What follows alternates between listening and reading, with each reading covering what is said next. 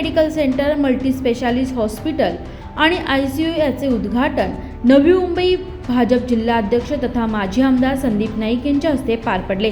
यावेळी त्यांच्यासोबत प्रामुख्याने सूरज हॉस्पिटलचे director doctor RN Patil, Gaganagiri hospital director doctor Prakashrao Shendge, managing director Dnyaneshwar Dalvi, Amit Parte, Suraj हॉस्पिटलचे डॉक्टर उदय पाटील उपस्थित होते।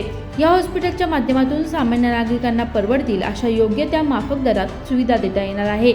ICUचे 3 बेड आहेत। ऑपरेशन थिएटर, रोगाचे तात्काळ निदान करून रिपोर्ट देखील लगेच या ठिकाणी उपलब्ध होणार आहे। सिद्धी मेडिकल सेंटर या हॉस्पिटलचं ICUचं आज उद्घाटन झालं आहे। अनुभवी डॉक्टर जय या क्षेत्रामध्ये अनेक वर्षापासून काम करत आहेत। कोविडच्या काळामध्ये या सर्व समूहातील डॉक्टरांनी रुग्णांना सेवा देण्याकरता, या कोविड थांबवण्याकरता अत्यंत महत्त्वाची भूमिका बजावलेली हे सर्व मंडळी आज एकत्र येऊन यांनी सुरू केलेल्या ह्या सेंटरच्या माध्यमातून नक्कीच नवी मुंबईतील या वाशीमधील परिसरातील रुग्णांची चांगली सेवा होईल असा विश्वास व्यक्त करतो। दळवी, अमित पार्टे, किरण वळवी ही चांगली माणसं आहे। RN पाटील साहेबांनी त्या गोष्टीचा उल्लेख केला की एक गुड मॅन, एक चांगला माणूस म्हणून त्यांना संबोधलं आहे। त्यामुळे नक्कीच एक चांगला माणूस हा ज्या क्षेत्रामध्ये काम करतो त्या क्षेत्रामध्ये तो माणुसकीचं दर्शन घडवत असतो आणि मला विश्वास आहे यांचं सुरू झालेलं हे सेंटर येणाऱ्या दिवसांमध्ये नव्या मुंबईमधील आरोग्य सुस्थितीत ठेवण्याकरता, आलेल्या सर्व पेशंटच्या योग्य उपचाराकरता उपयुक्त पडेल असा विश्वास व्यक्त करतो। भाई, अल्प उत्पन्न गटासकट की उच्च उत्पन्न गटाचे लोक देखील आहेत, त्यांना ज्या पॉलिसीज आहेत त्या पॉलिसींचं ज्या आहेत कोणत्या प्रकारच्या पॉलिसीज आहेत किंवा त्याचं जनजागृती झाली पाहिजे असं आपण सूचना एक व्यक्त केलेली आहे, काय सांगाल याबाबत? सिद्धी मेडिकल सेंटर आणि ह्या हॉस्पिटलची जी साईज आहे, जी बेडची संख्या आहे, आपण नेहमी बघत असतो की सुपर स्पेशालिटी हॉस्पिटल,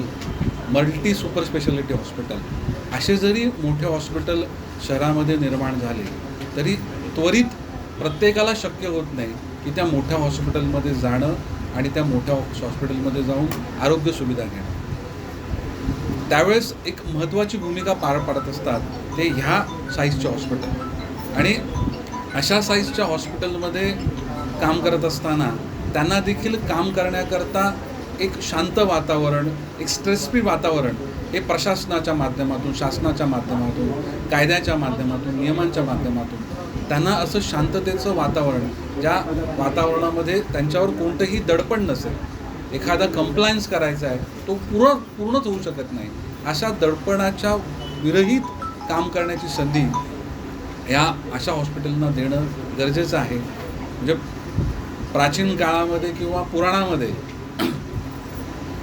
आरोग्य व्यवस्था होती, परंतु त्याकरता असंच हवं आहे, तसंच हवं आहे अशा प्रकारचे नियम निकष नव्हते।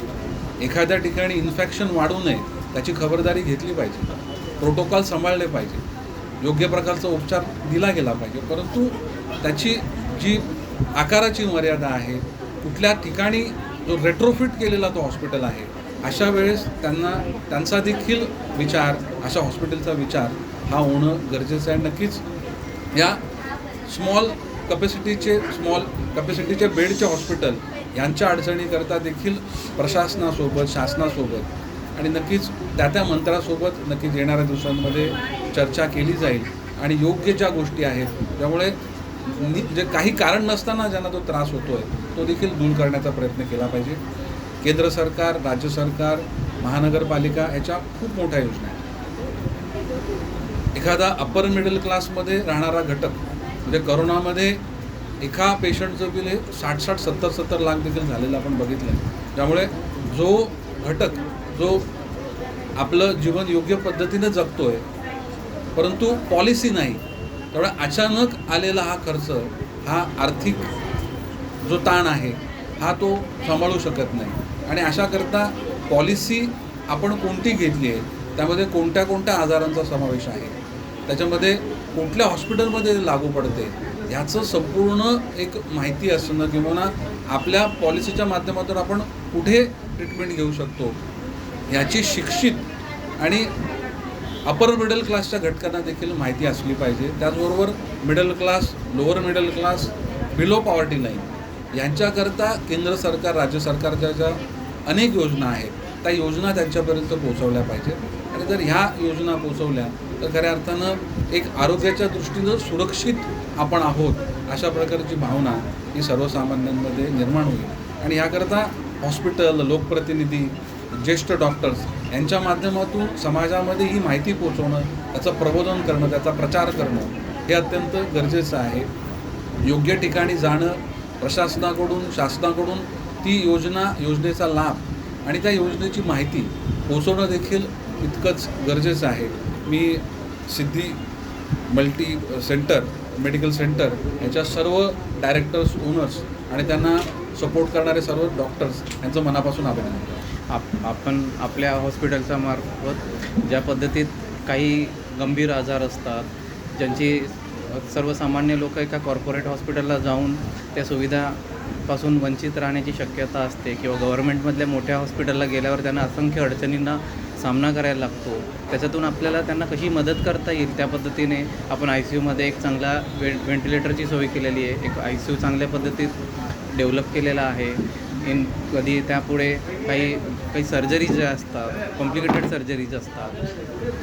सर्जरीज असतात त्यांना बॅकअपसाठी ICUची गरज असते. अशा वेळेस आपल्या छोट्या हॉस्पिटलच्या माध्यमातून त्यांना एक मोठ्या आर्थिक भुर्दंडाला पासून वाचवून त्यांना एक योग्य त्या माफक दरात आपल्याला मदत करता येईल. तर ICUचे किती बेड असणार आहेत आणि कुठच्या सुविधा आपण रुग्णांना देणार आहात? आपल्याकडे ICUची सध्या 3 बेडची आपण सुविधा चालू केलेली आहे. त्याच्यामध्ये व्हेंटिलेटरची सुविधा उपलब्ध आहेत, ICUचे मल्टीपॅरा मॉनिटर आहे, ऑक्सिजनची सुविधा आहे. त्यानंतर त्याला लागणारे काही इक्विपमेंट असतात, समजा डिफिब्रिलेटर आहे, त्या गोष्टी आपल्याकडे आहेत. आपल्या हॉस्पिटलच्या प्रिमायसेसमध्येच एक चांगली वेल इक्विप्ड लॅब आपण घेतलेली आहे. काय होतं, आजच्या कंडिशनला तापाचे आजार भयंकर आहेत, प्लेटलेटचा रिपोर्ट आपल्याला इमिडिएट लागतो, तर तो आपल्याकडे इमिडिएट जसा पेशंट ॲडमिट होईल त्या एक 10 ते 15 मिनटात आपल्याला उपलब्ध होऊ शकतो. ब्लड, बाकीच्या इतर टेस्ट पण एक म्हणजे प्रोसेस टाईम समजा आपण एक अर्ध्या ते 1 तासामध्ये आपल्याला उपलब्ध करून घेता येईल. ती एक सुविधा आपण चांगल्या पद्धतीत देणार आहे. त्यानंतर आपल्याकडे ऑपरेशन थिएटर एक चांगल्या पद्धतीचे आहे. त्याच्यात आपण जे काही ऑपरेशननंतर काही ICUची गरज असते त्या पेशंटला, त्यांच्यासाठी आपण खूप चांगली मदत देऊ शकतो. आपल्याकडे तापाचे सगळे जे आजार आहेत त्यांचे योग्य प्रकारे निदान केले जातील. त्यानंतर जे कॉम्प्लिकेटेड ताप आहेत त्यावर उपचार केले जातील. त्यानंतर हृदयाच्या आजारांशी रिलेटेड त्यांचे निदान आणि जर पुढे संदर्भ सेवेची गरज भासल्यास ते आपण योग्य मार्गदर्शन केले जाणार आहे. मेंदूचे आजार आहेत, स्ट्रोकचे आजार आहेत, त्याबद्दलची आपण निदान करून पुढील त्यांना उपचारासाठी मदत करू शकतो. तर एक महत्त्वाचा प्रश्न, आता पाहिलं गेलं तर भरपूर सारे हॉस्पिटल्स नवी मुंबईमध्ये आहेत मल्टी स्पेशालिटी, पण दराबद्दल दर कशा असणार आहेत, तर सामान्य नागरिकांना परवडणारे दर हे असणार आहेत का? आपण चॅरिटेबल हॉस्पिटल्स जे आहेत, समजा कोपरखेरण्यात तुमचे लायन्स हॉस्पिटल आहे, VKC हॉस्पिटल आहे, त्यांच्या दरांशी आपण किंवा त्यांच्यापेक्षा कमी दरात सेवा द्यायचा आपण नक्कीच प्रयत्न करणार आहोत. कारण आपल्याकडे जे हॉस्पिटल आहे ते छोटेखानी हॉस्पिटल असल्यामुळे खर्च कमी आहे आपल्याकडे. त्यामुळे आपण नक्कीच त्यांना योग्य दरामध्ये मदत करून आपण त्यांना मदत करणार आहोत. नाईक साहेबांनी आता नुकतंच एक सूचना दिलेली आहे की पॉलिसीजबद्दल जी जनजागृती आहे ती प्रॉपर झाली पाहिजे, जेणेकरून रुग्णांना इथे कशा प्रकारच्या पॉलिसीज आहेत त्या कळल्या पाहिजे. याबद्दल आपण कशा प्रकारची जनजागृती करणार आहोत? आमच्याकडे एक क्लेम फ्रेंडली म्हणून एक कंपनी आहे जी आपल्याला ह्या गोष्टीबद्दल मार्गदर्शन करते.